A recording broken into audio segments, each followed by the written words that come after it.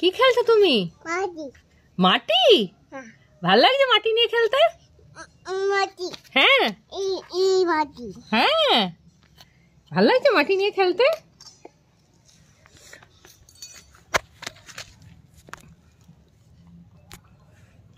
বাবা পুপু কি সুন্দর মাটি নিয়ে খেলছে। ও বাবা, এখানে কি রান্না হচ্ছে পুপু?